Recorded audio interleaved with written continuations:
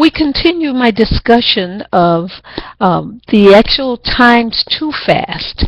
So now we are talking about the time to fast. Now this is a decision that you'll have to make yourselves about how long and under what duration and circumstance you're trying to fast. At the present moment, I am in the middle of a fast, and I started it yesterday at 6 p.m., and it is now 5:18 p.m. Pacific Standard Time. And so I'm less than 45 minutes or so from the end of my fast for today. I will break fast by drinking some tea and also making myself a nice soft noodle soup. It's easy to come off a fast, but let's talk about the days. A one-day fast can go from 6 to 6, and I would not recommend that you gobble down lots of food. I have heard that and I have been to Egypt, and in Egypt I was there for Ramadan, and one of the things that the Egyptians do as a part of their religious celebration as observers of Islam is they fast for the entire period of Ramadan, from 6 in the morning to 6 in the evening, and great tables of food are set out all over the place in families in the center of town for when the fast ends, religious fast ends for the day. Then the people can go to any table nearby in case they've been famished to eat. And it doesn't seem to take a great deal of toll on the population to eat so much after not eating all day. But I would not recommend that you overload your system with heavy foods, and you're particularly warned against eating sweets, heavy fish, beef or chicken or turkey, any of those heavy meats, but to stick to something very, very light, maybe scrambled eggs with a soft piece of bread rather than a toasted bread or a hard roll. So I have even come off a fast by eating baby food, and I don't mean the kind that's for the intermediate baby. I mean the actual smushed strained peas, because it's better for your system to start back over as if you were newborn. And in fact, in many ways, when you've ended a fast, and if you've done it in spirit and in truth, you will find that you feel born again, renewed, replenished, refreshed, alert, positive, energetic, and as if you've got some new handles on your life, as if you're riding a new bicycle down the road with both your hands on the handlebars. So I want to encourage you to do a fast that is spiritual as opposed to functional, and specifically for weight loss, although there are such things. A 3-day fast, as I've explained in the previous video on how to fast, the 3-day fast is one for those who have already had some experience with fasting. But a newbie could come along and manage to work through the first couple of days of being without food. There are great gaps left in our lives when we don't spend a lot of time preparing food, or going out for food, or getting money together for food, or washing dishes, or eating, or just cooking the food. There's a lot around food, including grocery shopping, that is kind of eliminated with the fast. So the longer you can sustain it, the less of those activities you have to do. Although there is no drawback in buying foods and feeding them for healthy families. We just say that in the matter of fast, you save a lot of time and energy by fasting for a period of days.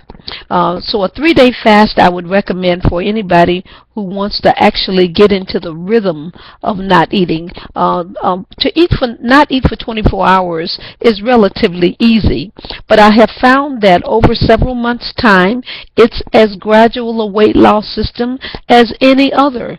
The 3-day fast can get you ready to do a 7-day fast. A 7-day fast can get you ready to do a 10-day fast. A 10-day fast can get you ready to do a 21-day fast. And all of those fasts are all predicated on the juice water diet, with the exception of preparing by eating raw vegetables and fruits up until the day that you actually commence the fast. A 40-day fast, on the other hand, is a very powerful, challenging fast, because you have to spend the time really in prayer and meditation if you're going to work through it. Now, I am going to give you some references, www.spiritualfasting.net, Wikipedia, Dick Gregory, and a book called The Fasting Book, whose author I no longer remember, but it's one of my early texts that taught me much of what I needed to know. Use those resources to help you learn more about the length of days that people choose to do their fast. But in any case, after the first testing fast that you do, and you might do that by doing a partial fast, which is to let go of a single meal for once a week for several weeks till you get used to that idea, or by doing it every other day to let go of a meal, and in its place do water and non-processed juices, so that by the time you're ready to do the fast, you will not have the demons of hunger or pressure or a sense of that you're being deprived, otherwise what is it like? It is like being an addict and not being able to get the fix that you need. So I encourage you to decide on the days of the fast that you will do, and do them to the best of your ability. And a word of caution here: if you find that after 2 days in a 5-day fast, you are no longer able to think about anything except for food, every commercial that comes on TV and every time you see somebody else eating makes you hungry and makes you crazy, stop the fast. It is not spiritual. You have not left the earth. The way to leave the earth is to have a sense that all is well, you're calm, you're not pushed to eat because you're not hungry. There's no need to watch other people eat or even think about it. You'll naturally steer yourself away from foods and good smells. So if you get into a state where that's all you can dream and think about is food, and the next time you're going to eat, suspend the fast and give yourself time to recover, and then try again at another time. Here are other challenges to the fast. It's normal to crave food for the first half day if you're going to do a 1-day fast, or 2 days if you're doing a 2 to 5 day or even a 10-day fast. But if hunger is obsessive, as I've said, you need to build up stamina by letting it go and coming back to the fast at another time. One of the most severe things that you can do to yourself to derail yourself from your fast and your intentions to achieve spiritual goals is to fail to plan. So do plan for your fast, as I've suggested in the previous tape. And avoid watching TV if you can, because TV is full of food commercials, and particularly fast food commercials. And during fast, you are in a higher state of consciousness, but it's also possible, because you're in a weakened state of bodily consciousness, to get hypnotized into eating a hamburger. So no sooner than your fast is over, you're out of your fast 2 or 3 days, you think you can pop down to your local Jack in the Box or McDonald's or Burger King or wherever you go and buy a big sandwich and eat it. It will hurt your stomach something fierce if you do that. So I am encouraging you, absolutely, allow yourself to get the control that true spiritual fasting will allow. If you can't do it, don't do it. But if you really are looking to get higher consciousness, a spiritual awareness that you have never even thought possible to you, then do your fast with the intention of being supported by your angels and guides, by videos such as this, and by the books and people who have fasted before. And look at some of maybe the videos on YouTube where people discuss fasting. I would again remind you not to take too hot a bath. I am encouraging you to bathe throughout the process of fasting to get the dead cells and the liquids or oils that are coming out of your skin that are toxic, so that you can keep up with the rejuvenation of your body. But I might tell you that you are going to experience some side effects with fasting initially, especially if you're a newcomer to fasting.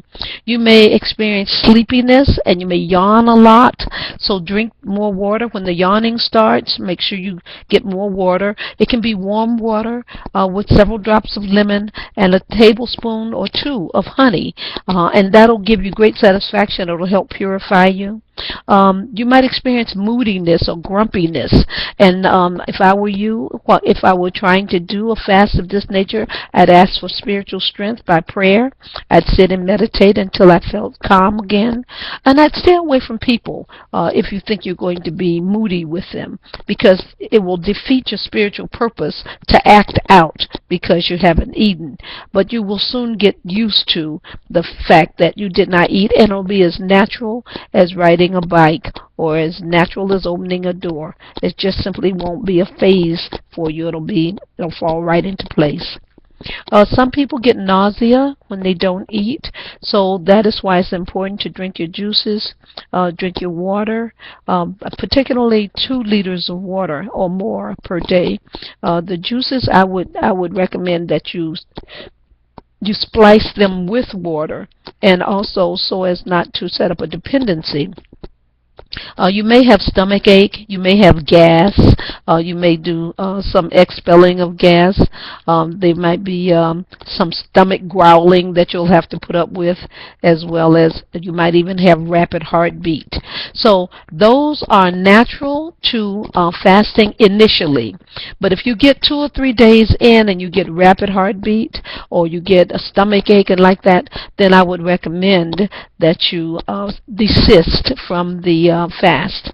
Now, in no way is this medical advice, so you take it upon yourself and your spiritual guides and your doctor before you begin any fast, so that you might avoid any pitfalls that might be already sitting as a part of a already existing condition like schizophrenia or chronic depression, or heart problems, or hyperglycemia or hypoglycemia. Any of those conditions are not conditions in which to set up a fast and deprive your body, because there might be some kind of mental or otherwise physical reaction. So do see your doctor before you start a fast. But this is just information for those of us who are seeking higher spirituality in order to conduct a fast, but do make sure that you are fit to do one. The types of fasts that there are include the absolute fast, where you eat nothing but you do drink water for the entire period of 40 days. The water can have drops of lemon juice in it to offset the acidity that will be in your stomach, as well as the balance that the body needs, the pH balance that the body needs in the stomach. There's Daniel's fast, which was Daniel ate fruits and vegetables and drank water during his fast. He's a biblical figure. And then there's the partial fast. Again, it can be done 2 ways. You can miss a single meal for several days and make sure that that is the same meal, and that would be fasting as long as you were doing the praying and meditating along with it. Or you could in the other fast, I'm losing it. Let's see. I was right on top of that. I'll come back to it. And then there's the juice fast for weight loss. And so many people have tried the juice fast. Again, I recommend that you check out the website www.spiritualfasting.net. Check with Dick Gregory's book on fasting and other sources so that you can get the ins and outs of how to do a weight loss fast. But I'm not focusing on weight loss. I am focusing on spiritual advancement and higher consciousness. When you come off your fast, I would like to remind you that you do it by gradually resuming foods, soft foods, easy foods, nothing hard. Breads are too hard. Meats are too harsh. No sweets, no alcohol, nothing that's going to re-poison your system. I recommend baby food. I recommend soft eggs. I recommend Jello. I recommend soups, but not soups with potatoes or carrots in them. They're processed. So you want to take a soup that's more or less like a mushroom soup or a cream of broccoli soup. Soups like that, which can be diluted, but they can go easily into the body. I recommend that you stay away from any processed juices again, coming off the fast, and try to do it day for day. So if you fasted for one day, then eat light for 1 or more days. If you fasted for 2 days, then eat light for 4 or more days. If you fasted for 3 days, then eat light for 6 days. So give your body time to recover before you put heavy food in there. Otherwise, you will stop your system up, and the evacuation process of getting back into the rhythm of releasing will be stalled out, and you will suffer some constipation and discomfort. This is all I'm going to do in this segment, so I am going to go to segment 4, which is to discuss the benefits of fasting. On second thought, I think I'll better try to do it here, because this, I think, is the last part of it, on item number 9 on my list. So I think I will go ahead and do that right quick. The benefits of fasting include you get a healthy attitude towards your body and your eating habits. You develop a new self-esteem and a sense of self-control and empowerment. You get clear. There's also a sense of just really feeling great and alive and like you've gotten back in tune and in order. And it allows you to stay in touch with yourself. Fasting makes you a spiritual giant. It allows you to feel like you and God have a secret together, and you do. I thank you very much for listening to me. I am the Oracle, Shari Ananda. I recommend that you look at several other of my videos, the one on silences, the one on the heartbeat, which is listening to your heart, the ones on breathing, the Hamsa, the Hue, the Christo chants. All of those will add to your spiritual life and allow you to develop a more fuller persona in the spiritual being that you are. Thank you.